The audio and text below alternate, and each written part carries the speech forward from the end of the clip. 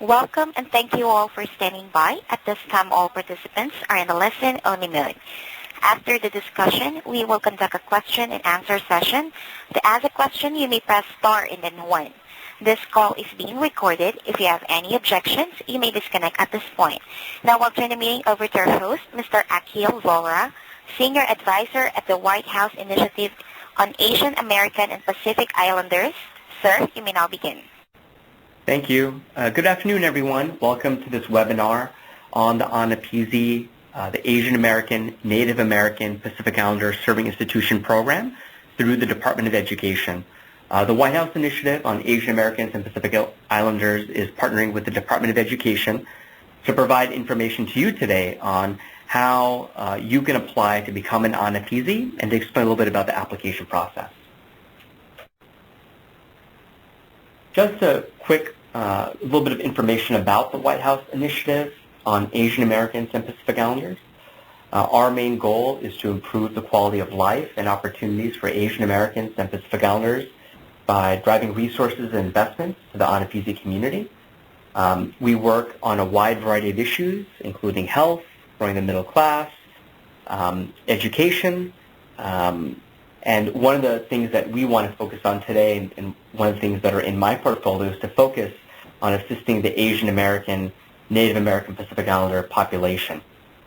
Some of the specific items that we do at our office to assist these communities is offering technical assistance, such as this conference call today, to disseminate best practices of what is working on different campuses across the United States that can be scaled and replicated.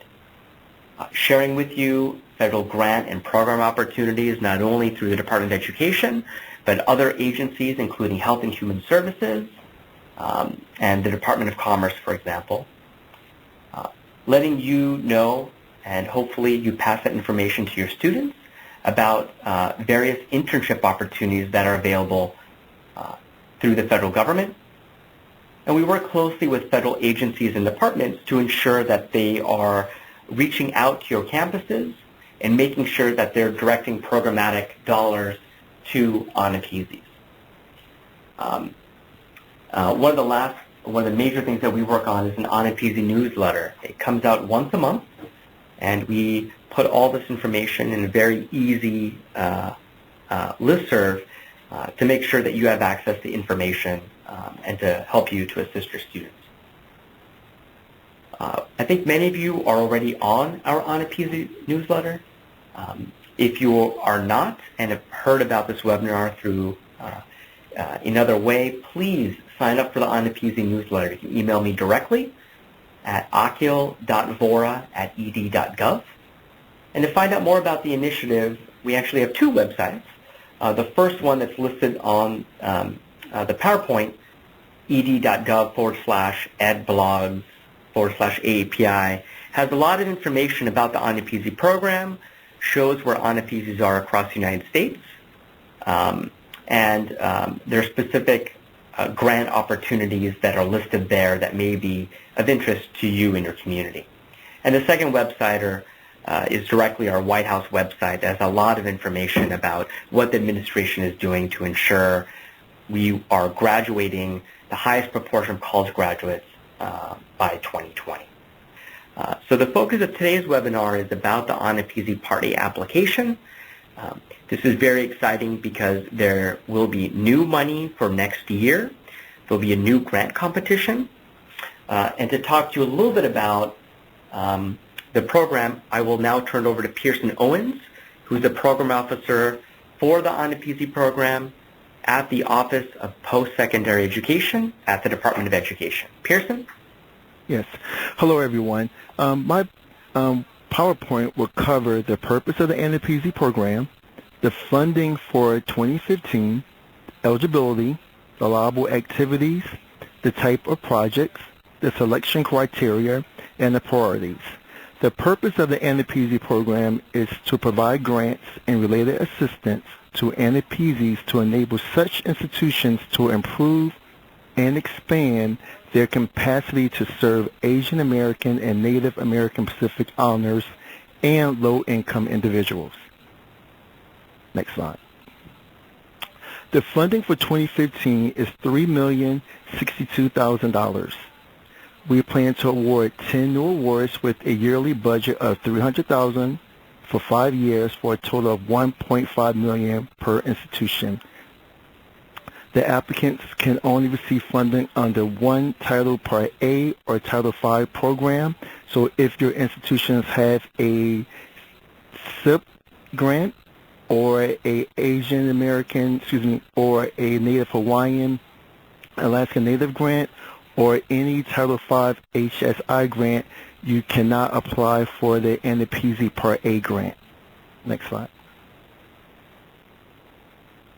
Eligibility. The eligibility grant applicants for the AANAPISI program have to be applied for eligibility for the 2015 designation of eligibility.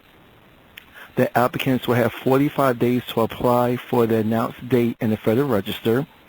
The deadline for applying will be announced in the Federal Register, and we anticipate publication to occur at the end of October or early November 2014. The anticipated Federal Register announcement for the Part A AANAPISI application is tentatively stated for January or February of 2015, and applicants will have 60 days to submit their application after publication in the Federal Register. Next slide. The eligibility requirements. To be eligible for an AANAPISI grant, an institution must, among other requirements, be accredited or pre-credited by a nationally recognized or accrediting agency or association, have at least 10% Asian American or Native American Pacific Islander undergraduate student enrollment, have a high enrollment of needy students, and have educational and general expenditures per FTE equivalent undergraduate student that are low in comparison with the average E&G expenditures of similar institutions. Next slide. And if your institutions fail to meet the requirements under eligibility, you can apply for a waiver. And the waivers will be available when the designation of eligibility announcement hits the Federal Register. The allowable activities under the AANAPISI Part A program are: you can purchase, rental, or lease of scientific or laboratory equipment for educational purposes, including instructional and research purposes, renovation and improvement in classroom, libraries, laboratories, or other instructional facilities, support of faculty exchanges, faculty development, and faculty fellowships to assist in attaining advanced degrees in the faculty's field of instruction, curriculum development in academic instruction, purchase of library books, periodicals, microfilm, and other educational materials. Next slide. The joint use of facilities such as laboratories and libraries, academic tutoring and counseling programs and student support services, establishing community outreach programs that will encourage elementary school and secondary school students to develop their academic skills and interests to pursue post-secondary education, establishing or improving an endowment fund, academic instruction in disciplines in which Asian Americans and Native American Pacific Islanders are underrepresented, conducting research and data collection for Asian Americans and Native American Pacific Islander population and subpopulations, and establishing partnerships with community-based organizations serving Asian Americans and Native American Pacific Islanders. Next slide. Next slide. The type of projects. In the past, the type of projects for the AANAPISI program were increasing student retention and progression through college and college-level courses by re-engineering student support services and supplemental instruction and improving and providing enhanced faculty professional development. Also developing the Summer Bridge program to bridge the gap between 2-year and 4-year colleges and universities. Also strengthening assessment and integrating academic advising, academic support, and academic enrichment under a new center. Next slide. Other projects include developing a faculty development, including workshops and high-impact pedagogies, technology, instructional methods for teaching underprepared students. Also developing an endowment fund to meet ongoing costs for maintenance and upgrades to technology, and also development of smart classrooms and improvement of technology enhancements to classrooms. Your applications are rated on 8 evaluation areas, and it's called the selection criteria. And there's a total of 100 points. You have the need for the project, you have the significance of the project, also the quality of the project design, the quality of the project services, the quality of the project personnel, the adequacy of resources, the quality of the management plan, and the quality of the project evaluation. And I'm going to highlight some of the factors under each selection criteria. Please also keep in mind, I'm only highlighting the major factors under each selection criteria. You would definitely need to read the notice in the Federal Register to see all the factors under each selection criteria. But I wanted to highlight the main one. So for the need for the project, what you would be rated on would be the magnitude of the need for the services to be provided or the activities to be carried out by the proposed project, the severity of the problem to be addressed by the proposed project, the extent to which the proposed project will provide services or otherwise address the needs of students at risk of educational failure or disadvantaged individuals. Also, the extent to which the specific gaps or weaknesses in services, infrastructure, or opportunities have been identified and will be addressed by the proposed project, including the nature and magnitude of those gaps or weaknesses. And that would be a total of 20 points. Now, for the significance, that's 15 points. The factors are the national significance of the proposed project, the significance of the problem or issue to be addressed by the proposed project, also the potential contribution of the proposed project to the increased knowledge or understanding of the educational problems, issues, or effective strategies, also the potential contribution of the proposed project to increase knowledge or understanding of the rehabilitation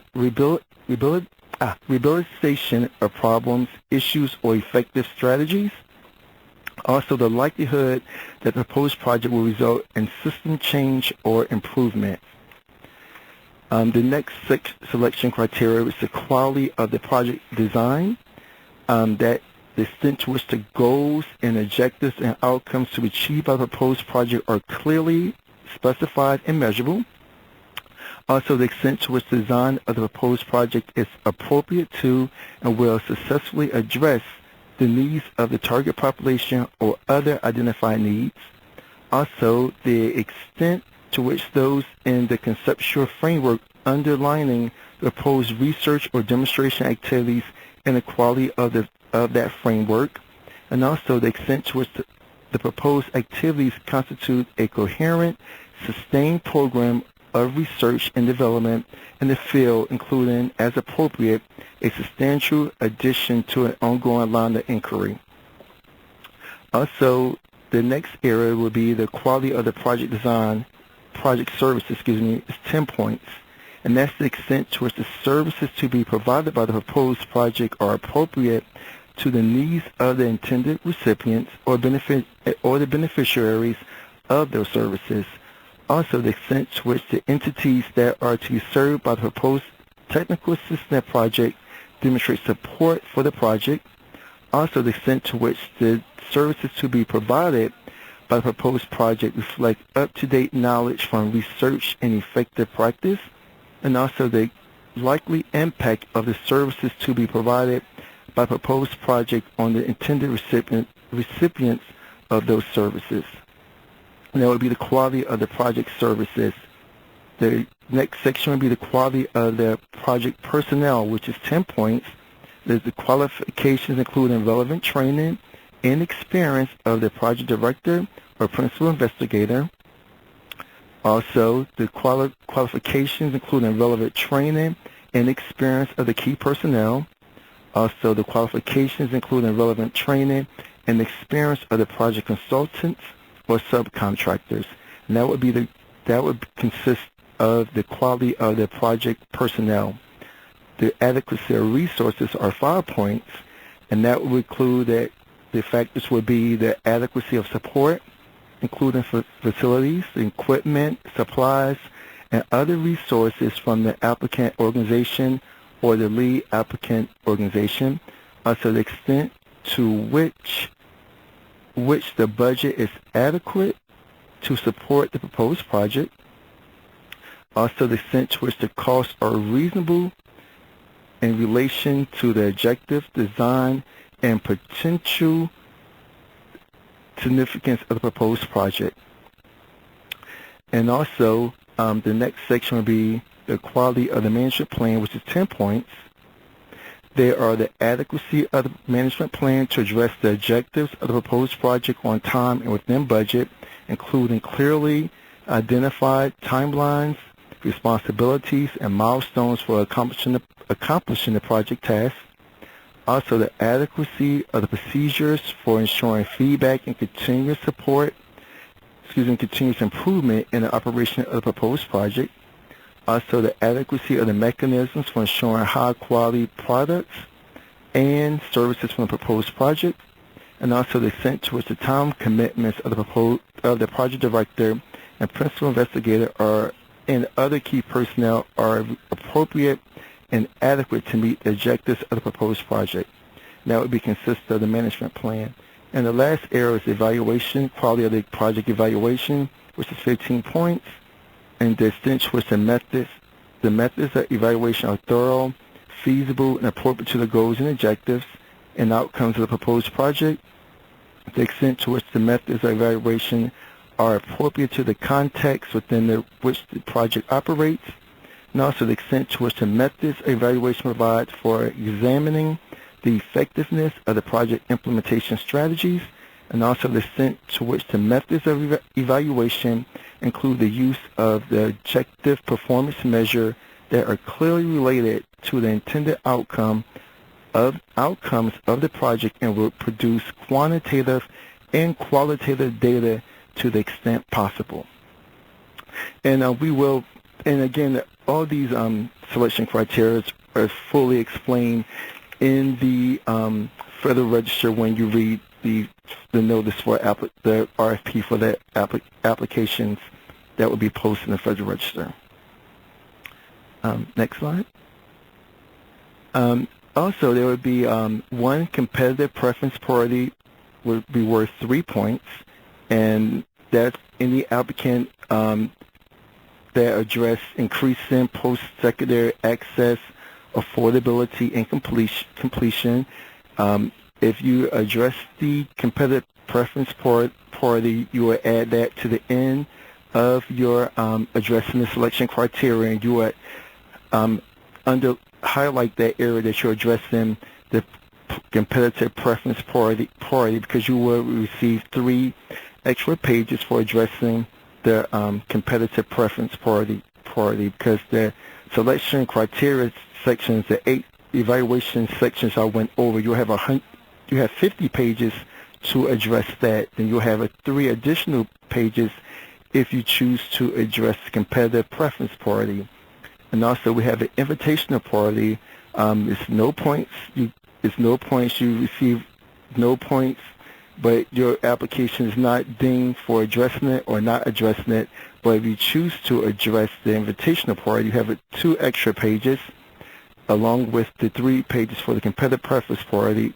So we have 5 pages altogether to address both competitive and invitational priority. And the invitational priority is supporting activities that strengthen native language preservation and revitalization at our institutions of higher education. So if you address them, the competitive and invitation, your application can be 55 pages. But if you're just addressing just the selection criteria part and not addressing the competitive or invitational, your application can only be 50 pages. Next slide. And more contact, you can please visit our website on www.ed.gov/program/AANAPI, AANAPI-index.html.